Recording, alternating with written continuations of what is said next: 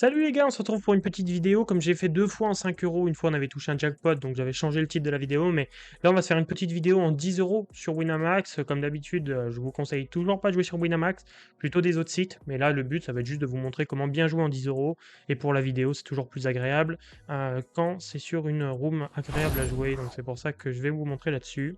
Et c'est parti, on va se lancer. J'essaye en classique, ben pas en classique justement, là pour que justement on ait une bonne répartition. Parce qu'il y a une bonne répartition évidemment sur les jackpots comme ça. Sinon, je serais allé sur l'autre truc, on va voir si on tape quelque chose. Non. La répartition est bien meilleure, hein, entre 20 et 50, etc., vu qu'il n'y a pas de jackpot, entre guillemets. C'est beaucoup mieux, la répartition, donc c'est vraiment grindable ça. Mais bon, après, évidemment, vous vous retrouvez avec plein de tickets à 50 euros qu'il faut utiliser sur des tournois spéciaux. Ici, As-9, je peux limp, je peux jam directement. J'ai bien envie de limp shove. En 10 euros, c'est pas mal, je pense. Je vais limp shove ici. On va c'est bête sur un board comme ça.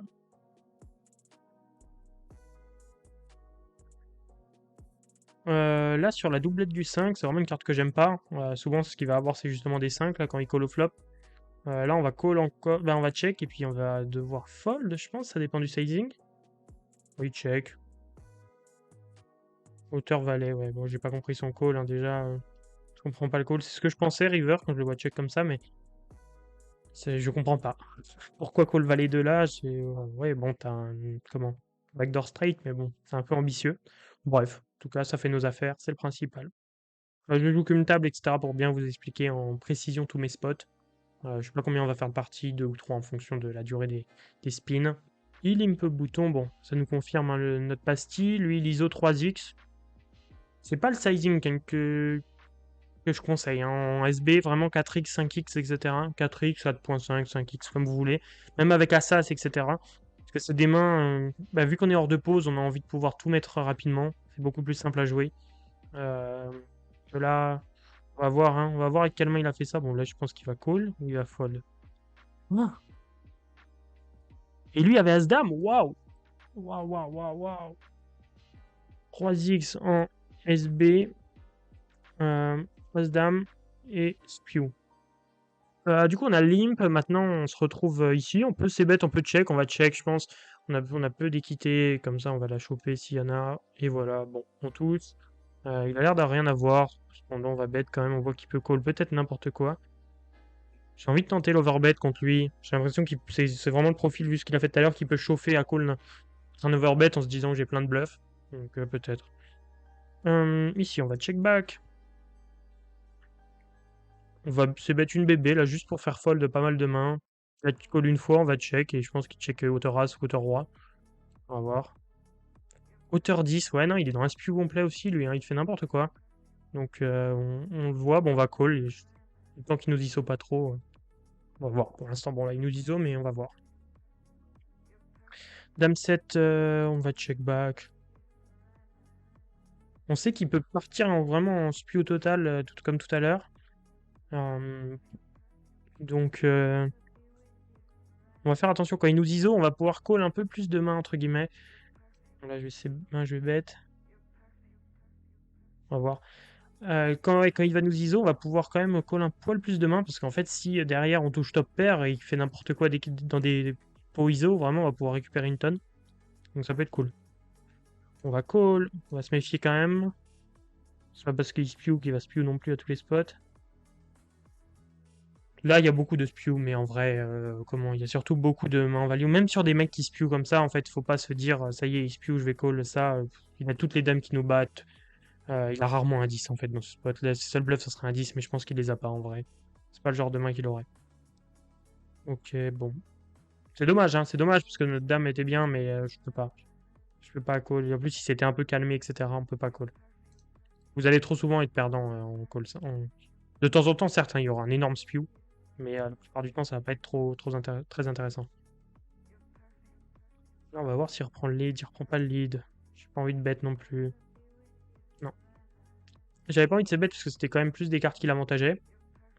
Et puis, là, il limp beaucoup. Je pense que c'est une bonne main, mais après, j'ai peur qu'il spew et qu'il call. Ok. Trade 4, bon trap, hein. Super trap de sa part, par contre, sans rire. Ok, dommage pour nous. Je pense que le jam est bon quand même. Je pense, ouais. Si le valet est quand même un bon bloqueur. Après, certes, je sais pas si vous entendez les bruits dehors, mais certes, c'est pas le meilleur combo pour le faire. On aurait préféré Dame 3, etc. Mais je pense que c'est pas mal. Et je pensais pas qu'il avait des trappes. Je pensais pas sur ce genre de main. J'ai l'impression que là, il y aura pas. Ça va être compliqué à jouer ça. On va rejouer un classique.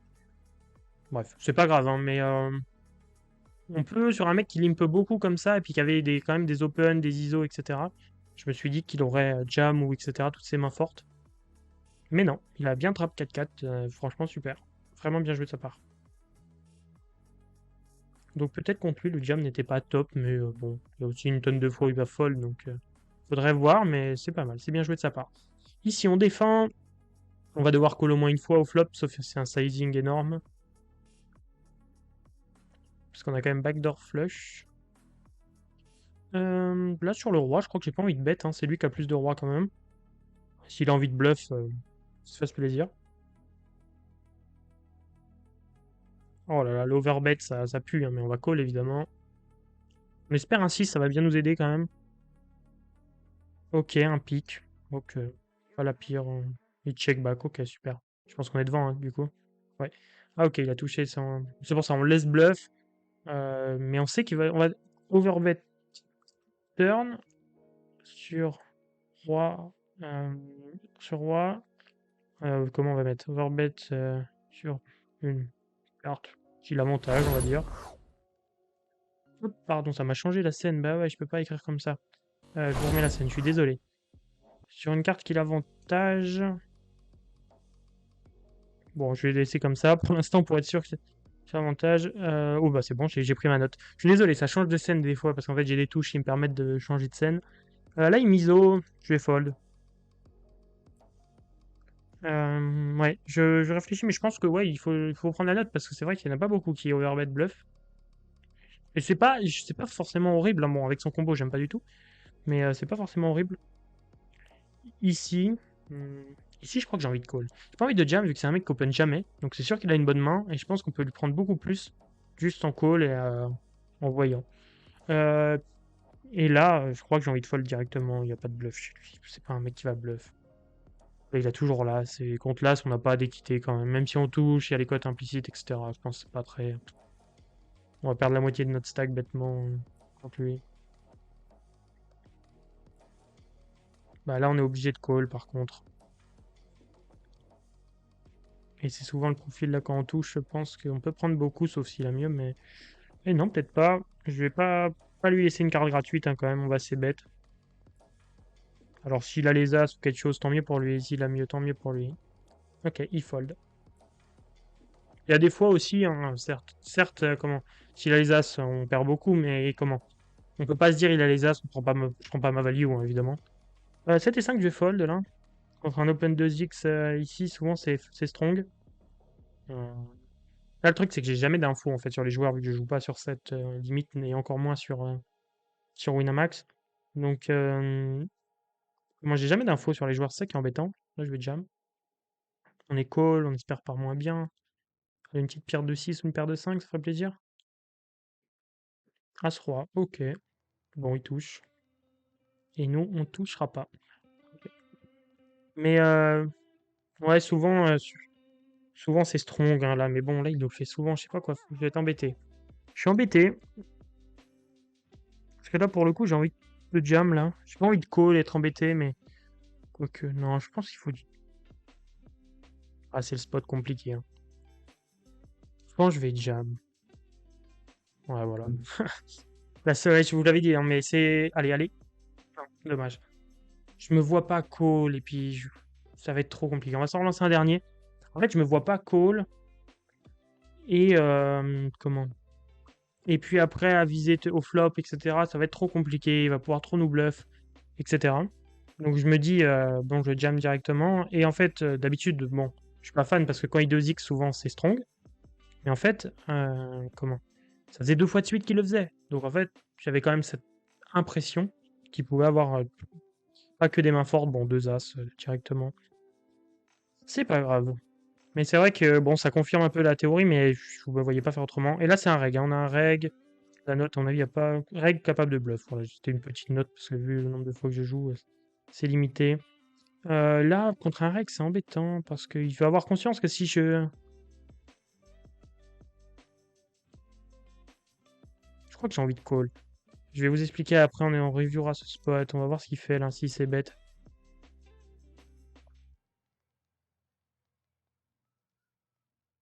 Je crois que j'ai envie de jam maintenant. 9-9, voilà, super. Allez. Ok. En fait, je vais vous expliquer pourquoi je fais ce move. Je pense qu'on le review à la fin de la partie. Alors, c'est pas tout le temps, ça marche pas tous les coups. Mais ça va marcher de temps en temps. Et que contre règle, et c'est que de temps en temps, etc. Je vais vous dire pourquoi.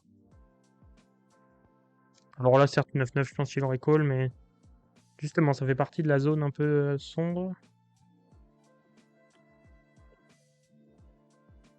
Ok. Roi dame, on call si jam. Hein. Et on va. Est-ce qu'on rejam? Ouais, on rejam parce que ça va être trop dur à jouer sinon. Roi 9, il l'a pris. 7,5, donc on a vu que c'était bon. Tout à l'heure, on a vu que c'était 9 deep, hein, si je me trompe pas. Donc 7,5, il était au top. Dommage, ça lui réussit pas. Allez, on a notre petit HU 10 deep, et puis on a une bonne main à voir avec les As. C'est pas. Ouais. Je sais que ça va pas faire l'unanimité à mon avis dans les commentaires, honnêtement, cette main. Mais je vais essayer de vous expliquer pourquoi c'est pas mal. Mais vraiment avec modération, hein, je tiens à le dire d'avance. Ok, là on va voir ce qu'il fait. Il nous raise. On va call, hein, je vois pas ce qu'il représente. Peut-être un 7 et 8, des mains comme ça. Là, on a de la value. Honnêtement, on a de la value contre tous ces tirages, etc. Et pour lui faire fold de plein de mains random qui nous a raise et puis qui ont un petit peu d'équité. Pour nous, c'est super de faire fold ces mains-là.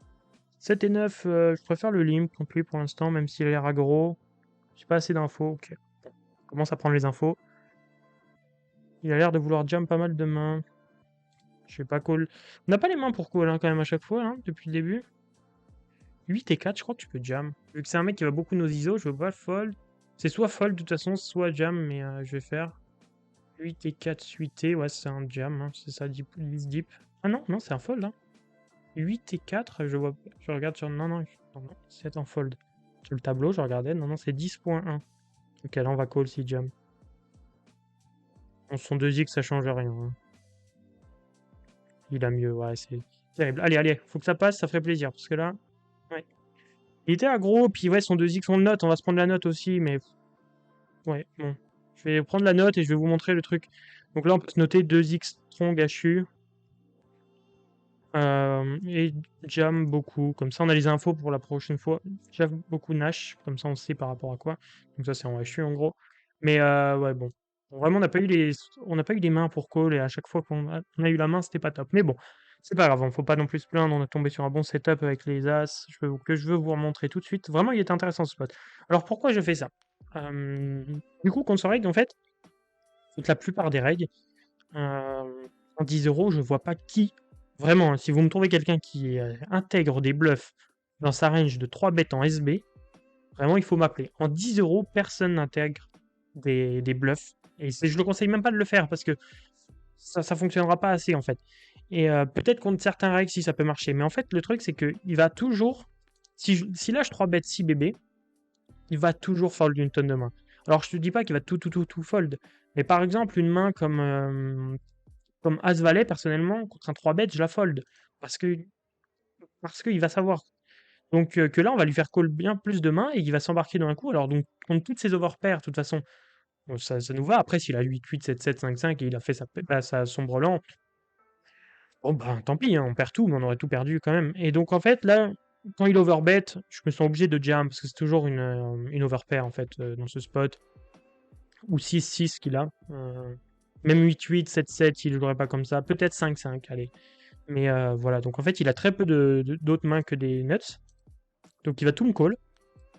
Et là, bon, certes, c'est une main comme en 9-9 qui m'aurait peut-être call, mais c'est vraiment la main limite. Même 7-7, je pense que VS 3 bêtes, il est capable de la fold, en vrai de vrai. Parce que qui bluffe vraiment la range de 3 bêtes des gens, c'est As-As, Roi-Roi, Dame-Dame, Valet-Valet. Même Valet-Valet, il y en a qui tiennent. Donc en fait, il n'y a que ça. Et des fois à 3 suites, même pas. J'ai l'impression que non. Donc en fait, il va toujours savoir que j'ai vraiment Nuts de chez Nuts. Que là, bah en fait, bah là, pour lui, je représente un 8 certainement qui jam. Ou un 6, etc. Donc lui, il est content de coller avec son 9-9. Donc c'est pas mal. Alors des fois, oui, ça va moins bien se passer sur certains flops, etc. Mais contre un reg, ça peut être intéressant. En plus, il open beaucoup, on l'a vu. Donc, si ça peut lui faire call pas mal de mains random, bah, si ça peut lui faire mettre de l'action avec pas mal de mains random, là j'ai jam évidemment parce qu'il overbet, donc je vois pas overbet pardon, en bluff.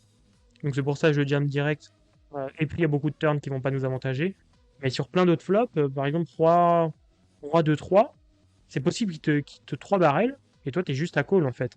Et il aura rarement mieux en fait. Il aura même par exemple, s'il a roi dame sur roi 2-3, il va tout envoyer en 3 barrels. Et nous, on aura juste à call.